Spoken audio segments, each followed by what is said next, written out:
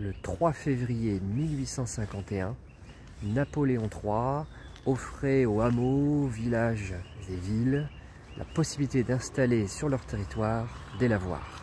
Et c'est ce qu'on va voir aujourd'hui.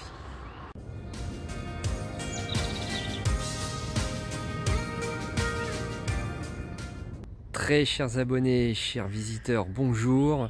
Je me trouve donc sur la commune de Luzarches, dans le Val d'Oise, pour vous faire découvrir une rando fort sympathique qui est le tour des lavoirs au niveau des hameaux et des villages avoisinant donc la commune de Luzarches. On est parti!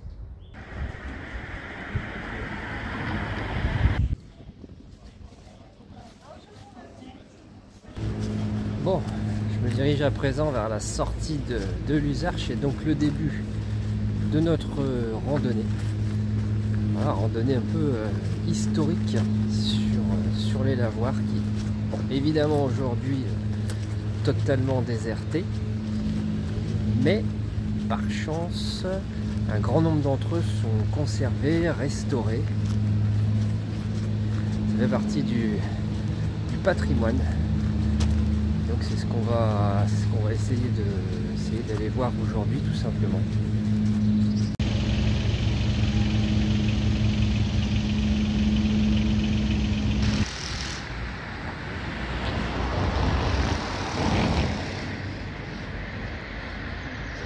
Voilà, je profite de ce passage devant l'église de Luzarches donc pour vous dire que comment j'ai trouvé cette rando. D'abord j'ai utilisé en fait tout simplement un topo guide qu'on m'a offert, gentiment offert. Voilà, Noël est pas loin. Donc sur les promenades et randonnées du Val d'Oise. Donc j'ai de suite flashé sur cette rando sympa. Et j'ai également utilisé d'autres applications pour m'aider à parcourir cette rando. En l'occurrence, aujourd'hui, c'est Visorando, tout simplement.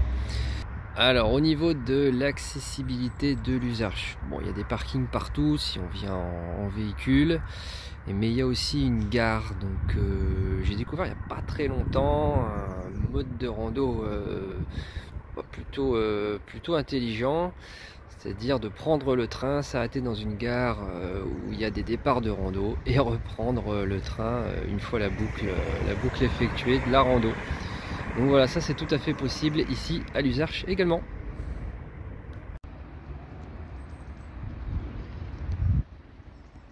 Et bien voilà donc le début du sentier, début de la rando. On reconnaît juste ici donc le marquage blanc et rouge. Donc puisqu'en fait on est pour le tout début de la rando sur un chemin de grande randonnée, le GR1 tout simplement. On est parti. Donc là on est parti pour une rando d'environ, une boucle d'environ 12 km. Et c'est pour l'instant très bien indiqué, regardez ça. Bon, du coup aujourd'hui on est sur une rando de plaine. Il fait pas si moche que ça. On a 5 degrés.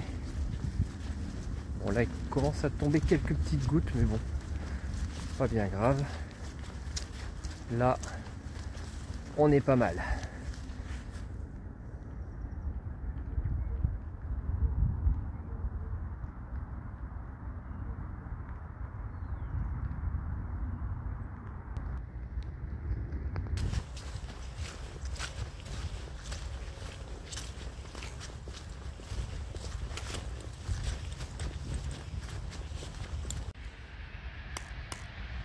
On est bon. Bon alors un tout petit peu de topo pour ceux qui se lancent dans la rando. Donc on a le GR1, c'est clairement marqué dessus, qui est tout en haut, donc qui continue tout droit. Tandis que le GR655, c'est ce qu'on va prendre nous, il prend bien à droite. Et juste de l'autre côté, on a donc les mêmes marques quand on vient de l'autre sens tout simplement.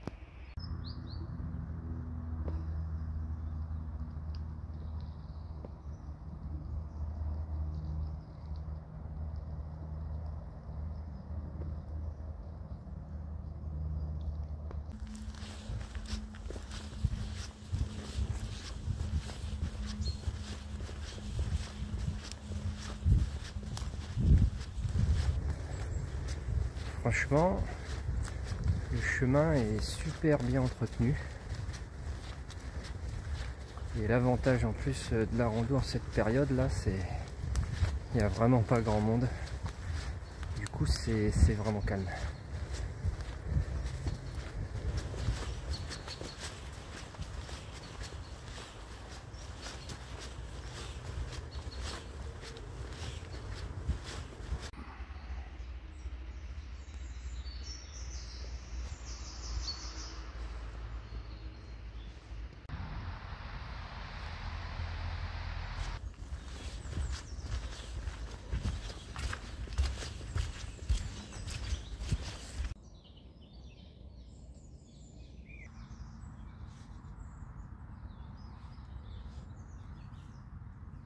Mais quoi?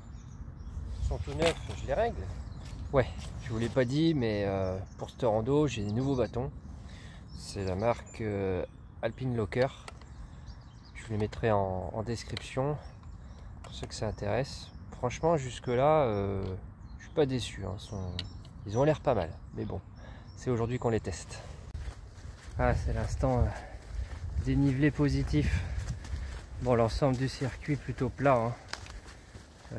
Altitude maximum 105 ou 115, je me souviens plus trop. Voilà, donc dans l'ensemble, c'est du très plat.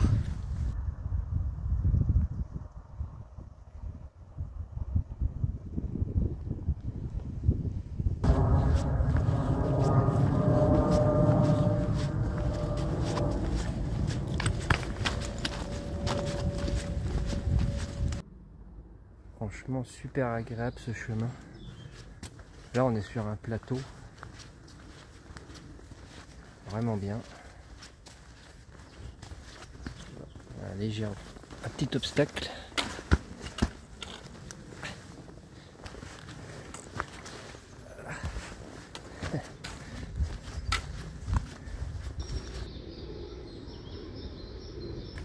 Donc le premier lavoir qu'elle se rendait donc est Lavandière. Donc ces femmes qui exclusivement du coup des femmes qui lavaient le linge. Aujourd'hui on sait que c'est plus le cas, hein. Les hommes et les femmes. En tout cas à l'époque, les hommes étaient tout simplement interdits de séjour au niveau des lavoirs.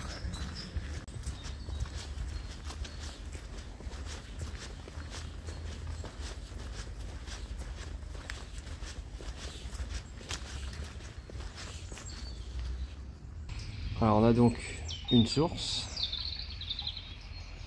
probablement issue de Lisieux,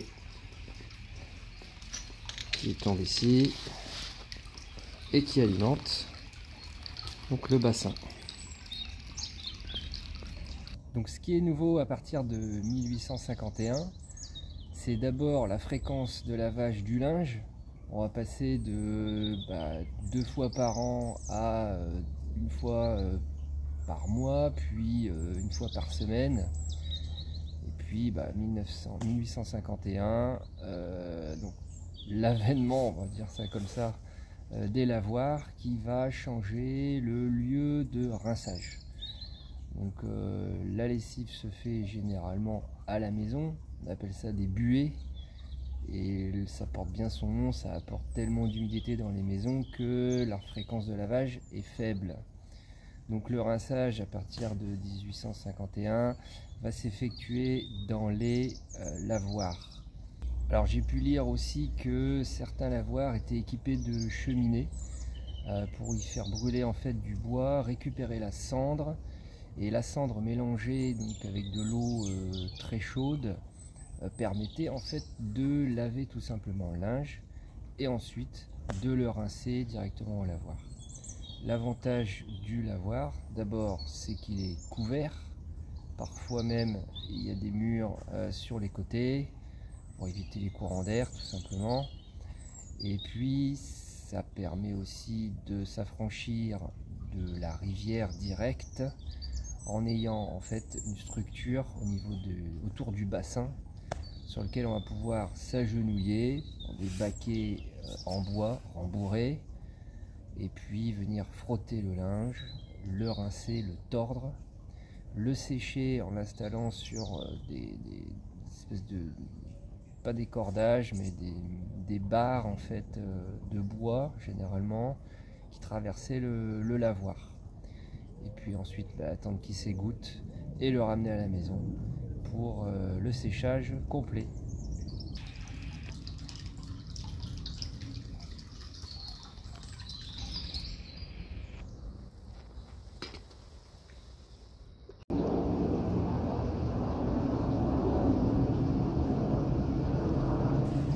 Bon, ma petite halte au lavoir de Lacy,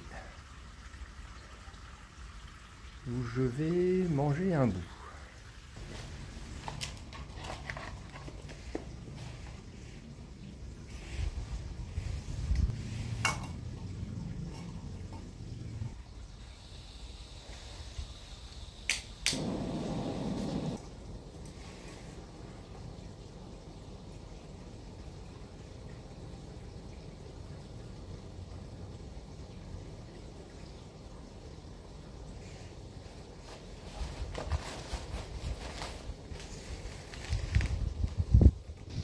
Donc au niveau de la structure qu'on retrouve partout sur les lavoirs, on a toujours ce système d'alimentation des doubles bassins et généralement tout autour un pavage plat qui permet le nettoyage du bassin, enfin du lavoir. Et un autre élément important, c'est cette rigole qu'on trouve autour du bassin et qui est en fait un système anti-crue. Voilà, éviter que le bassin se retrouve inondé.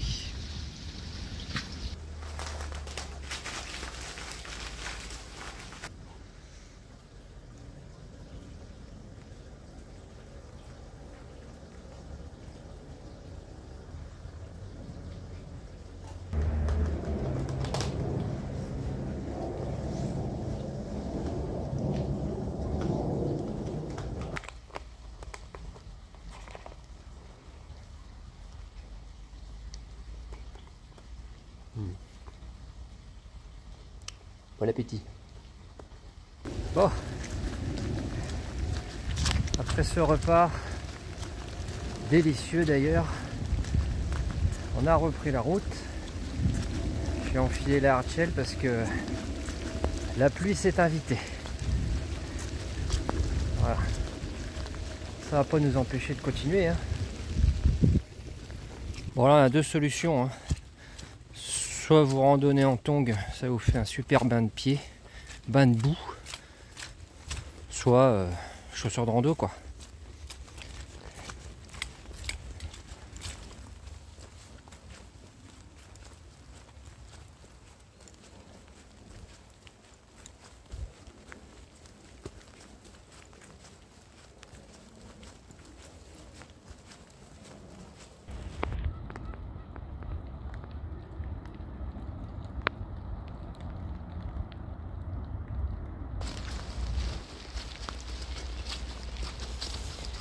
Et ben, nous sommes arrivés au hameau de Gascourt et on aperçoit déjà le lavoir qu'on va aller visiter.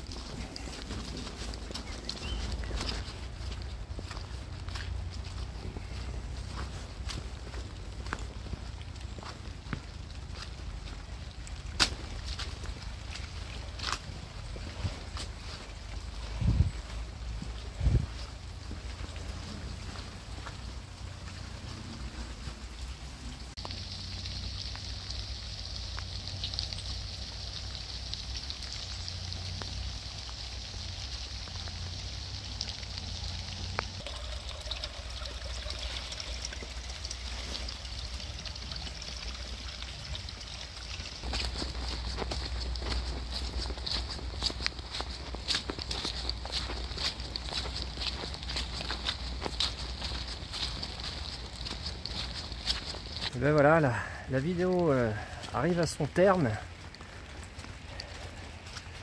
On a pu découvrir donc 3 lavoirs donc, du Val d'Oise. Des lavoirs, il y en a partout en France. On aura encore bien sûr l'occasion d'en recroiser. Mais c'est surtout à vous maintenant, prendre vos bâtons, vos chaussures, et puis d'aller les découvrir, marcher sur les chemins de promenade, de randonnée, de grande randonnée, comme vous voulez.